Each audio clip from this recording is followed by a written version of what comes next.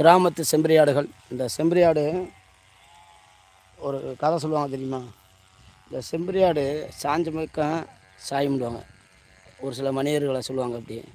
இந்த செம்பரியாடு கிராமத்தில் பார்த்தீங்கன்னா,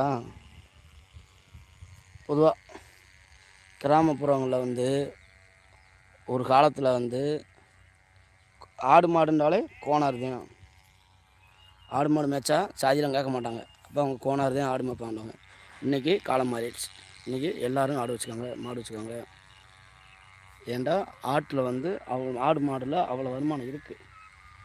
மக்கள் ஒரு விஷயத்தை ஒருவங்க செய்கிறத பார்த்தாங்கண்டா நல்லா இருக்குண்டா அடுத்தடுத்து செய்கிறதுக்கான ப்ராப்டி இருக்குது.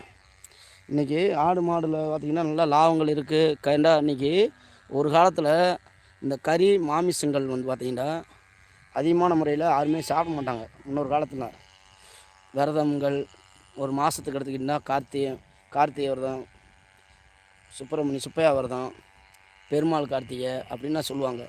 இன்றைக்கி அப்படி கிடையாது. வாரத்தில் அதுமாரி அப்போ கறி எடுக்கிறது எப்பயுமே நல்லா திங்கணும் அதுதான் எடுப்பாங்க. மற்ற நாளில் அதிகமாக விரதம் இருக்கனால காய்கறி சமையல் தான், பழைய கால உணவு, பழைய சோறு, கூழ் இப்படி தான் இருந்துச்சு. ஆனால் இன்றைக்கி அப்படி கிடையாது.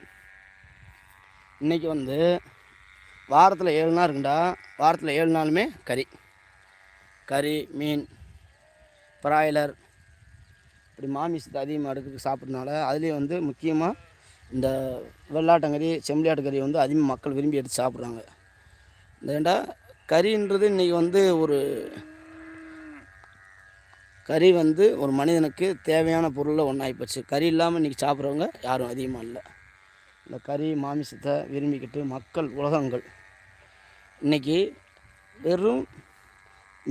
ஒரு காலத்தில் எடுத்துக்கிட்டோம்டா, டவுனுக்குள்ளே போனோம்டா மளிகை கடை அதிகமாக இருக்கும், காய்கறி கடை அதிகமாக இருக்கும்.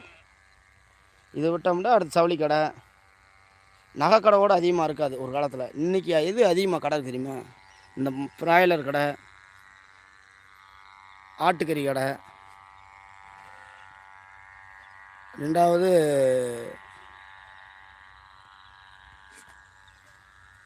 ஆட்டுக்கறி கடை, பிராய்லர் கடை, நகை கடை.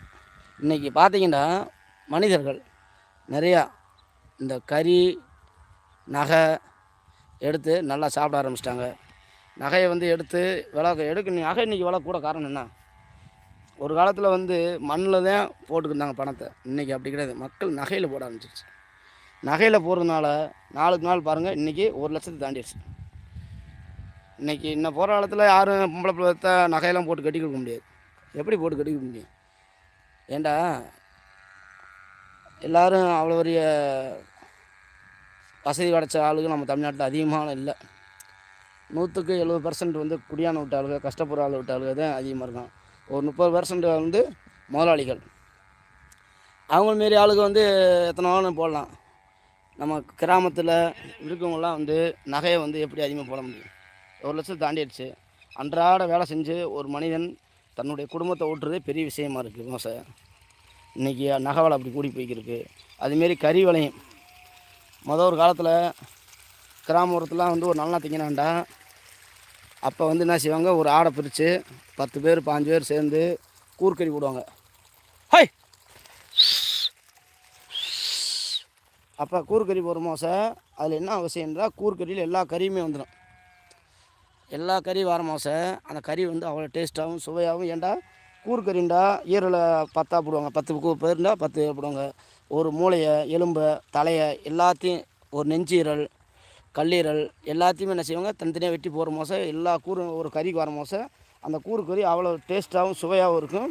ரெண்டாவது கறியுமே அடக்கம் கம்மியாக வரும். இன்றைக்கி அப்படி இன்றைக்கி கிலோ கணக்கு ஆட்டுக்கறி எங்கே போயிடுச்சு? 800 ரூபா.